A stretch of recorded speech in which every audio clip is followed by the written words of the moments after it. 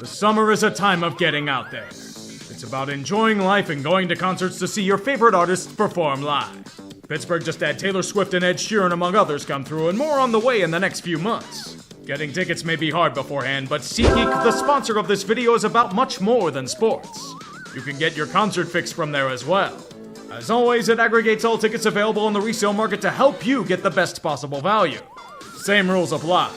Sort from red to green on a 1 to 10 scale. Choose your seat location or go for greatest deal, and get a preview from where you'll be sitting. Even better, there's a sweet deal offered as well. Click the link below and use code TREE15 to save 15% off concert tickets on SeatGeek. With a $50 maximum discount good for all users first time or not, I'm jumping on that. Better hurry though. The offer is only available until August 31st. And that's only with SeatGeek. Now let's open this video with even better news. The evil is finally gone. Washington has been exorcised of its horrible football demon. Dan Snyder has finally sold the team. In celebration of this glorious occasion, we're gonna go over all the hits. It's the only way to honor such a terrible period. Dan Snyder is a man with a dream. To make shitloads of money by forging signatures in telemarketing and illegally switching long-distance providers without the customer's knowledge. He's somehow successful in this enterprise. As a newfound 100 millionaire, our young friend can fulfill his greatest ambition, gaining power over his favorite team. The Washington Redskins are a proud franchise in a state of flux. Longtime owner Jack Kent Cooke has died and his family is selling off the team. An $800 million price tag is no obstacle, and his ascension to emperor will begin with glory, by firing several dozen people, including GM Charlie Casserly, in a power move. Washington itself is a team with promise. Years of struggling in the abyss have righted themselves with a 10-6 record on the season. A date with the playoffs are in view, and they must break their opponents. Detroit was already broken with Barry Sanders retiring, so they don't count. Then came Tampa Bay.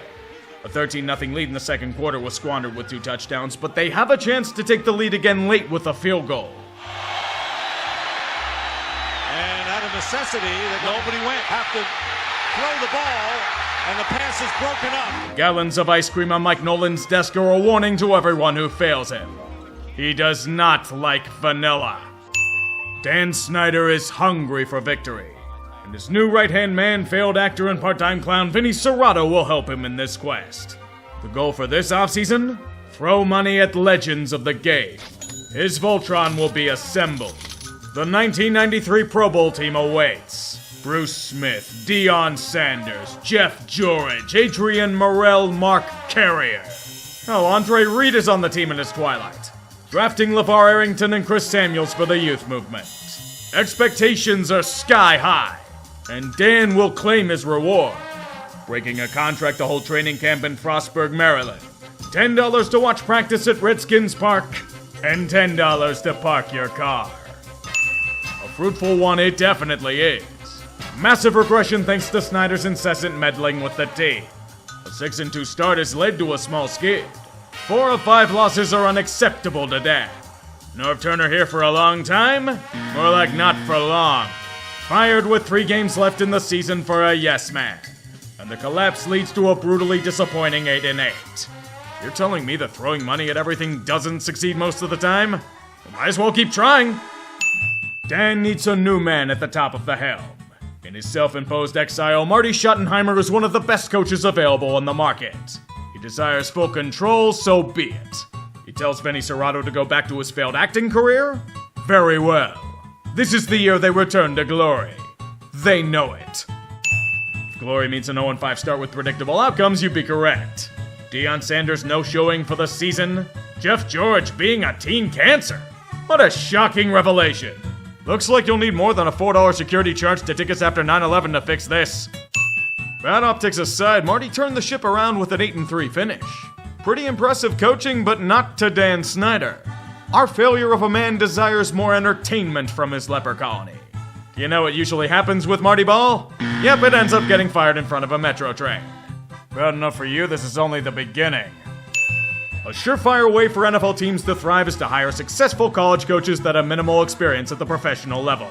In Gainesville, Steve Spurrier has put together an offensive machine. One that Snyder desires for the Redskins. Who cares that it's an unbelievable risk? Dan needs to throw $5 million a year at him. Nothing like stealing pieces from the Eagles. Jeremiah Trotter is a good one to steal indeed. Welcome to the money train, Jeremiah. You'll last 2 woeful seasons before you're told to fuck off back to Philly and rebound to form again. Assemble the Washington Gators. Danny Werfel, Shane Matthews, Willie Jackson, Chris Doring, Jaquez Green. The new Voltron is one of Florida. And it leads to an absolutely garbage season where Spurrier's offense is immediately solved by tightening a few screws. A 1-5 losing skid pisses off Mr. Snyder immensely. We have to call him that or else he'll throw us in an acid bath. It happened to Darryl Green, it'll happen to you. Mr. Snyder does know best. If he wants to meddle in personnel decisions and LARP as an NFL GM, you let him do so. Steve Spurrier has gone from a mighty leader to a puppet. Vinny Serrato's back in the fold to fail at football as Vinny failed at acting. What do you get when you start 3-1 and then proceed to lose 10 of 12 to win the season? Why, you get an emasculated head coach who resigns because owners get diplomatic immunity. Dan wants a fresh perspective on the Redskins. However, his view of the Potomac from his mansion is blocked by pesky old growth trees protected by national park status. Like all things Snyder, he chooses to meddle to get what he wants. Those deadweight liabilities were terminated like the coaches he grew bored of. No permission to do so, no problem. It's only gonna be a $100 fine. Anyone who tries to blow the whistle on this will get muscled out of his job, it's all good. This apparently includes longtime announcer Frank Herzog. Staring into the Potomac leads to a revelation. Tradition is indeed a powerful drug. The sound of Joe Gibbs lures Dan Snyder from his mansion perch. Gibbs is currently a successful owner of several racing teams, but Dan follows the Ted DiBiase rule. Everybody's got a price. Joe Gibbs does as well. It's going to cost Dan even more than he threw at Spurrier. When throwing money at everything doesn't work, then throw even more money at them. Mark Brunell was excellent in Jacksonville, so trade and extend to a massive contract. He's only in his mid-30s.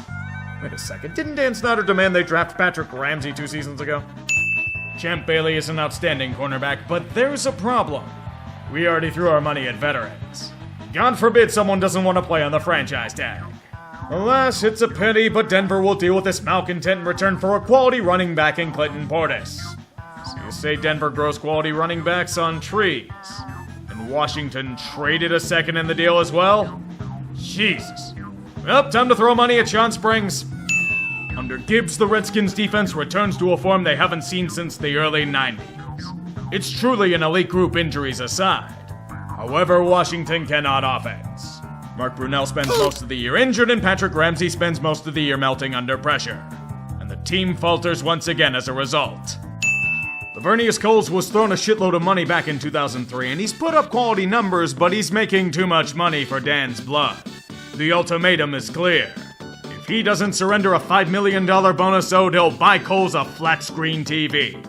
You know how much a good one cost in 2005? That's a hell of a deal. He'll get traded back to the Jets for Santana Moss anyway, so he probably had to buy one with the Redskins Extra Point MasterCard. The only way to buy season tickets to the Redskins. Before fan revolt. Snyder's ego was swollen to exponential heights by this point in time. He may be one of the most hated owners in the league, but his portfolio must be diversified. Six Flags theme parks. Like all things involving His Grace, it must be as hostile as possible. Goodbye, Mr. Six. Hello, Mr. Snyder. In less than 5 years' time, Snyder and his chum Mark Shapiro take a competently performing amusement park chain and send the roller coaster right to Chapter 11 bankruptcy. You're telling me that people who have never run amusement parks that make decisions solely in their own interests will fail? If only the board could leave them behind like Six Flags did New Orleans after Katrina. They had to wait until 2010 to do so. At least something's finally successful for Dan Snyder, but it's not by his hand. Joe Gibbs is cultivating respectability, particularly with the offensive attack. They finally have one. Not to mention that defense still having bite with weapons aplenty. Views from the front rows of FedEx Field may be obstructed, but the playoffs sure aren't. They even won in the wild card against Tampa Bay. My personal advice to the Redskins? Emulate Charlie Chan. They proceed to do so against the Seahawks. You know whose fault it is? The goddamn Washington Post. Spreading such misinformation about this wonderful team with personal agendas. There are jobs at stake with such bad reporting. We need real news for real fans. Redskins Unfiltered. The Pravda for the modern day hellhole. new look requires a traditional approach, throwing money at damn near everything that moves. Antoine Randall and Adam Archuleta, here are your Brinks trucks as compensation for being nowhere near as advertised. What the team got in return were expired airline peanuts sold as concessions during home games. Turns out going from a simple offensive playbook to a 70-page behemoth tends to have some culture clash. Any takeaway is only done in the fast food variety. The whole team struggles as they pay $25 for parking and have to listen to Vinny Serrato talk during Fan Appreciation Day. Could be worse though. They could have spent those $25 on a 9/11 commemorative Pentagon flag hat. Everybody loves Dan Snyder throwing money at everything, so why not watch him throw more money at a defensive field general in London Fletcher? What do you say? The signing actually worked out for the Redskins? It was truly as advertised to the team. Guess blind squirrels really can find a nut. Sean Taylor is a gifted player and the backbone of the defense. He's on a Hall of Fame trajectory, but sadly Redskins fans can have nothing good in this world. Taylor was shot and killed in a home robbery gone horribly wrong. A brutal tragedy ripping a team, fan base, and league apart. In honor of his legacy, they play with only 10 defensive players on the field in their first play of their next game. While they do that, Dan Snyder absconds with the body and keeps it cryogenically frozen. You can never let a good tragedy go to waste. Joe Gibbs is literally holding this thing together with shoestring and some duct tape. Dan's incessant meddling and terrible decisions haunt the Redskins at every turn, but the team itself rebounds from a 5-7 start to win their last 4 to make the playoffs. Sean Taylor is their rallying cry to the promised land. The reward is getting their asses handed to them by Seattle in the wild card. Unfortunately for them, they cannot pipe in crowd noise when on the road. When Joe Gibbs has enough of your bullshit, you know there are serious problems. He's chosen to resign from his post to spend more time with his family. Dan Snyder begging and pleading for him to stay won't work today. Throw more money at him, dude's already loaded. Won't stop them from getting Jason Taylor from Miami, though. Jim Zorn isn't a huge name in the coaching market and hasn't made it past QB coach at the NFL level, but he'll tolerate Dan's bullshit enough and he'll get paid less than a nanny suing Snyder so he works. Know what doesn't work? The offense. It isn't scoring any goddamn points. And it proceeds to piss away a 6-2 start to collapse to a 500 record. Only putting up 20 points twice in the free fall. Don't even think about bitching. Contracts signed these days force employees to waive their right to sue Dan Snyder for any reason. Team defense isn't the biggest issue, but when a shit record like Albert Hainsworth is on the market, you have to meddle and tamper like there's no tomorrow. Just look at that passion. Only the Redskins could needlessly burn millions of dollars like this. It's a day ending in Y. That means Dan and Vinny need to meddle in the affairs that they've repeatedly meddled in. Jim Zorn must kiss the boot of his masters after a 2-4 start. What's that, Mr. Snyder? You want me to surrender my main responsibility as a coach to a guy who was calling numbers at bingo last week? Fuck it, I'm still getting paid. Where do I sign up? Wait a second, Vinny Serrato is still here? Must be nice to be drinking buddies with the owner. Unfortunately for him, he probably broke a bottle of Pappy Van Winkle in the cigar bar, so he's forced to resign in shame. His replacement? Do you remember that Tampa Bay team that Joe Gibbs beat a few years ago? Well, let's bring in the guy that helped to run the Bucs into the ground. Bruce Allen has a lot of political pull for a new stadium as well, if you catch my drift. Redskins Mania! Just like the tie-in with the Virginia Lottery, a miserable flop that doesn't offer what's advertised. The team still can't score on offense, and now they can't play defense either. Washington is outright terrible in every fashion. So much so that if they were a season ticket holder, they would sue them for being unable to pay for the honor. Recession? Fuck that, you signed a contract. Pay up. Apparently the only thing they're good at is selling beer in the men's bathrooms. The lack of a coaching legend haunts Dan. He needs another champion to turn into the czar so we can strip it away from him in a season or two. Who's available now? Mike Shanahan, there's a quality name. Throw some money at him. He'll be the piece to move the Skins forward. A new decade means a new Dan Snyder. This one is kinder, gentler, and only sues reporters that lampoon him and his bullshit in the city paper. He doesn't merely sexually harass women, he pays them millions in hush money to keep it quiet. Not meddling in team affairs, what are you, a sadist? Donovan McNabb just got run out of Philly for being the worst thing since pediatric cancer. More money needs to be thrown for Snyder to play pretend GM. This season turns out to be the greatest blessing imaginable. For Eagles fans, watching McNabb squirm is the vicarious joy they thrive on. The team itself squirms during 5 of 6 losses to end the year 6-10. Sour milk poured on their season like Dan poured in Mark Lerner's sweet. The rest of the NFC East loves this misery. Know what's worse? They extended McNabb during the middle of the damn season. The Donovan McNabb experiment was a colossal failure. There's nothing else to do but watch Rex Grossman overthrows receivers by at least 20 yards. Washington itself overthrows its season by that amount and then some right into the hands of a free safety. Lacking an elite quarterback has made Mr. Snyder uneasy in his mansion, long as he poured himself many a scotch alone in his vault of gold. Dan needs to make his mark known once again. Throwing money hasn't worked, but perhaps throwing draft picks around can. They unfortunately can't ruin Andrew Luck, that's Indy's blessing. However, RG3 is ripe for the taking and the Rams already have a QB. Welcome to the future of football, baby! With this massive trade, Snyder will become the genius he fancies himself by drafting another quarterback in the 4th round that same year. RG3 is an instant revelation. One of the most dynamic QBs in the game with speed to burn and an arm that keeps defenses on their heels. His magic has near single-handedly catapulted Washington to a level rarely seen in the Snyder era. Division champions. Rattling off 7 straight wins to end the year with momentum out the wazoo. They're finally in good hands. Thank the Lord. The downside is that they don't have good legs.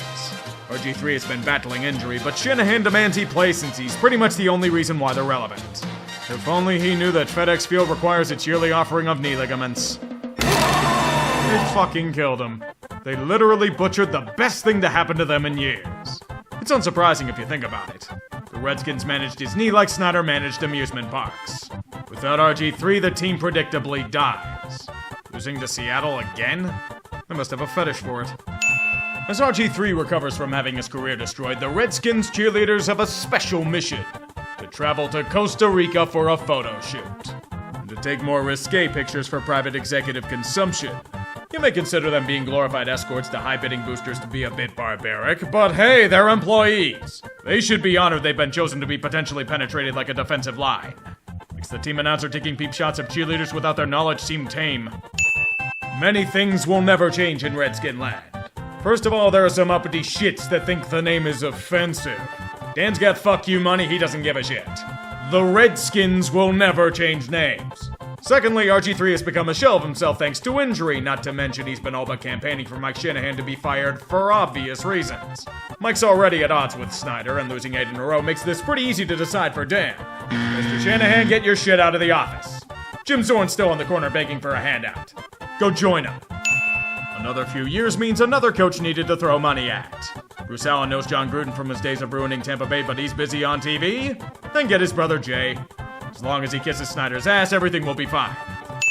Dan Snyder and RG3 is a relationship made in hell. Snyder is the personal cheerleader for the man he threw a shitload for. And like everything Dan touches, RG3 has withered into nothing. The once great hope for the team has become its greatest liability and the most hated man in town. If RG3 shit, the team is as well. But don't worry about how awful they've been for most of Snyder's reign. They're winning off the field. Sure you are, Bruce. A stunning revelation has occurred. Dan Snyder has hired someone other than a yes-man to be his GM. Bruce Allen is losing his power. Scott McCloughan now has control over personnel. At least until Dan and Bruce grow tired of him. Dan knows the rule. Control the media, control the narrative. State-sponsored radio stations are the key, but what's this? Dissenter critical of the Redskins is going to have a sports show on his station? That's insulting. Fire him and fire the program director as well. Feed them to the hogs. Turns out drafting a QB in the 4th round the same year as RG3 worked out. With RG3 told to hit the pine in Gruden's defiance, Kirk Cousins revealed himself to be a good quarterback. Just wish he didn't do it in a contract year, but what can you do? He did help them win 6 of their last 8. And he did help sneak the Skins into a wildcard spot. Didn't save them from getting tundered at Lambeau, but considering how bad they've been as of late, that's a successful year. In a sort of epiphany, Dan Snyder has had a massive shift in his Overton window. Instead of throwing money at every player with a damn, he simply isn't paying them at all. Kirk Cousins had 1 year of success. Not worth extending long term. The franchise tag is good enough for him. You like that? You like that? It doesn't seem to be stopping Captain Kirk from guiding the Washington Enterprise through troubled waters. They start out strong, but a 6-3-1 foundation leads to significant cracking. However, they still have a shot at the playoffs with an 8-6-1 record. With a touch of luck in Week 17, perhaps things can go right for the Redskins. Surveys, pulls it down, throws, and he's picked! Intercepted by Dominique Rodgers-Cromartie. What'd you think was gonna happen? It's fucking Washington. There's a reason why Bruce Allen keeps calling him Kurt. Did you see that interception he threw to end the season? He might be the best QB they've had in a good bit, but he can go on the franchise tag for a second season. They must be royalty, because they're fucking cousins. You like that? You like that? Have you noticed that there's been next to no cancer spreading around the Redskins organization these past few years? That's because Scott McCloughan's been doing a relatively respectable job with the team. Bruce and Dan have taken a back seat, but we know they're plotting in the shadows. They desire control, and their toxic underbelly will always expose itself. Out of the blue, McCloughan is fired weeks before the draft while he's visiting his dying grandmother. And to make sure an example is made, they'll out him as a drunk by means of anonymous sources in the Washington Post. An article about Dan Snyder hating anonymous sources 10 years ago. That's fake news and you know it. The executives in the Redskins organization allegedly use Coors Light like it's mouthwash. And the team apparently did so as well. Captain Kirk can't maneuver through the lack of a running game or a terrible defense. And all of DC slowly drifts into deeper and deeper apathy. The fans, the team, everything.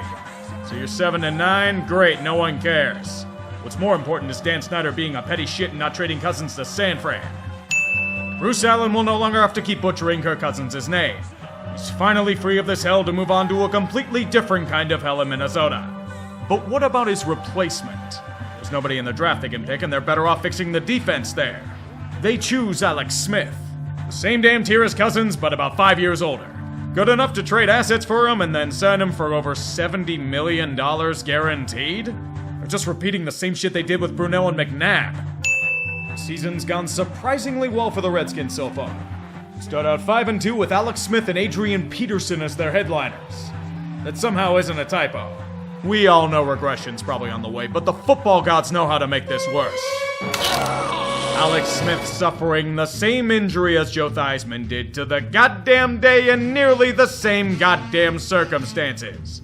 Not only would this injury rob him of his prime, it would nearly rob him of his life.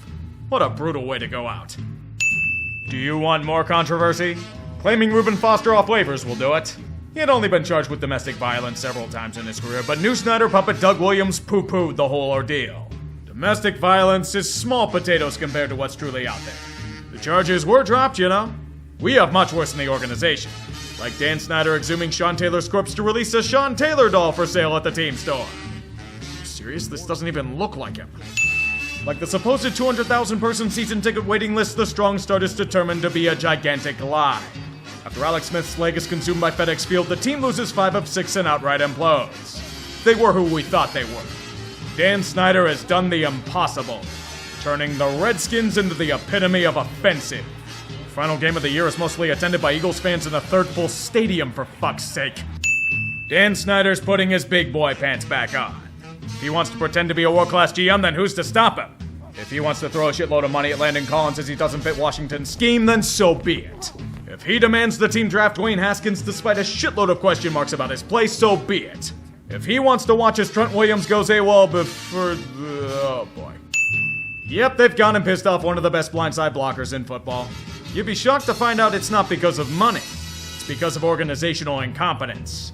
Team doctors misdiagnosed and ignored a bump on his forehead that wouldn't heal for years. Wouldn't you know it, that bump was cancer. Fortunately, he got it removed in time, but he refuses to forgive the Redskins for it. Washington responds in kind by failing him at his physical and not paying him for the year. So he's apparently an issue, but a guy whose girlfriend died under incredibly suspicious circumstances is completely fine? Trent Williams' story is somehow a symptom of cancer in the organization itself. Everything is a complete shithole. Starting out the season 0-5, Jay Gruden is released from this hell, but he's merely a blip on the radar of hell itself. We know who the real villains are, and they're holding themselves accountable. No, not Danny. Just took Bruce Allen to put his foot in his mouth. How would you describe the culture surrounding this football team? You know, the culture is actually damn good. This is the epitome of the Redskins under Dan Snyder. Everything going to shit. The workplace is literal cancer. A culture of fear permeates everything, yet Dan and Bruce feel it's perfect. The ignorance truly is damn good. The team is fucking terrible, but the culture is so good most home games are flooded with opposing fans. And some games have tickets for as cheap as $5. Attendance at FedEx Field is cratered to levels unimaginable 2 decades ago. A withered husk is all that's left. Dan Snyder is a locust. merely consuming everything in his path and then moving on to the next target. Speaking of that, Bruce Allen isn't getting Dan the new stadium he wants, so we can get the fuck out. About 10 years too late if we're being fully honest. A new decade means the same old Dan Snyder. Instead of looking within and realizing that he's incredibly incompetent at anything related to business, he'll keep thrusting himself in the spotlight. He's going down to the riverboat in the Chesapeake to gamble on Mike Shanahan 2.0 and Ron Rivera. If it hasn't worked 9 times before, it'll certainly work this time. Happy Thanksgiving, everybody! Dan Snyder's long-term goal has always been to keep them as the Redskins. Tradition is paramount. Dan's traditions may be a terrible on-field product, constant meddling, shafting minority owners, and a highly toxic workplace, but the name will never change. Unfortunately for him, corporate sponsors feel like pandering to modern trends. Like Dan, they also follow the Ted DiBiase rule. Everybody's got a price. Threaten to pull your sponsorship money and Dan will curl up into a ball. He must relinquish his greatest treasure. The Redskins' name is now history. In a mark of petulance, Mr. Snyder removed the native and kept the land. Their moniker now? The Washington Football Team. It doesn't have the same ring to it. Alex Smith didn't die? He's back in the NFL? Holy shit, miracles really can happen. Dwayne Haskins had upside coming out of college, but his only upside for Washington has been severe immaturity. A total mess on the field, arrogant off of it, proceeding to do nothing but piss everyone off and violate nearly every protocol in the book. When you're getting benched for Taylor Heineke, it's over. Don't even try to clear out your shit, it's already been thrown out onto the street. Snyder sure knows how to pick his QBs, doesn't he? So you're telling me that the Redskins were in one of the most pathetic divisions in football, put up a somewhat respectable win streak to end the year, and won the NFC East because Philly drank stupid juice? Luigi won by doing nothing. They're gonna get destroyed in the wildcard, but it's a nice story. Nothing like getting your ass kicked by Tampa Bay at a home game with somehow fewer fans than they had before.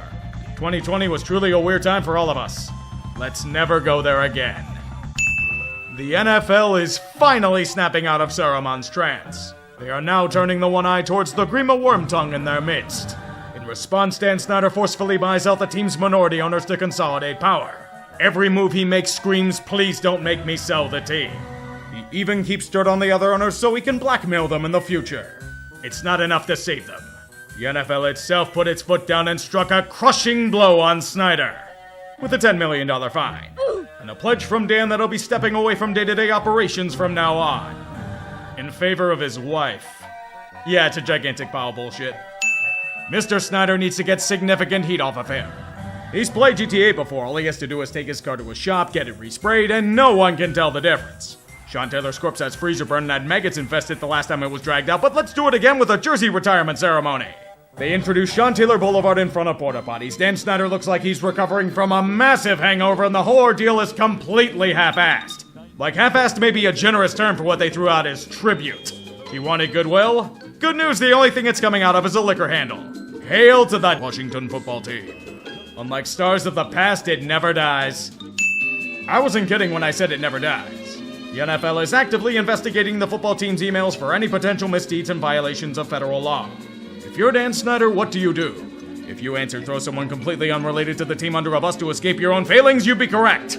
The only person that got punished from these emails was John Gruden, which was honestly doing a favor for the Raiders. Until they found a way to fuck it up yet again. Their treatment of Sean Taylor and John Gruden is merely a taste of what Washington is these days.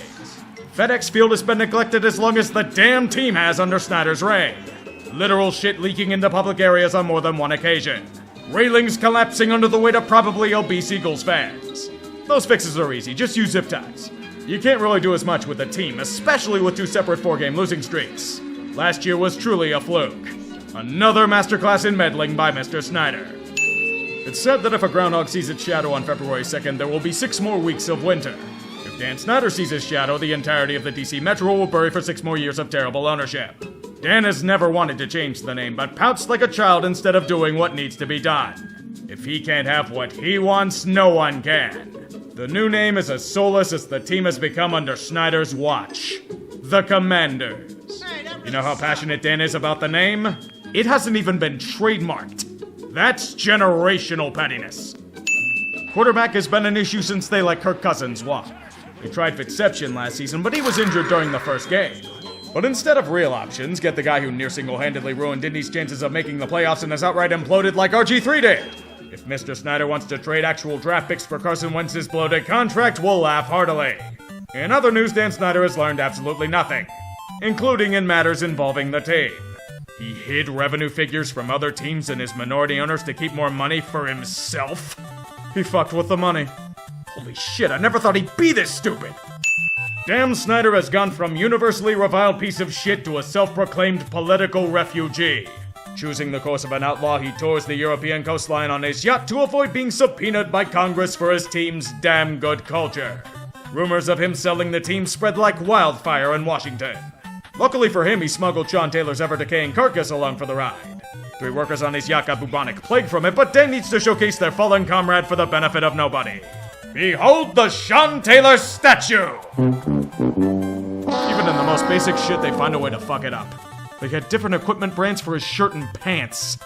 Just stop, it's embarrassing enough. Like all things Washington, whenever things seem to be going well, everything somehow goes to shit.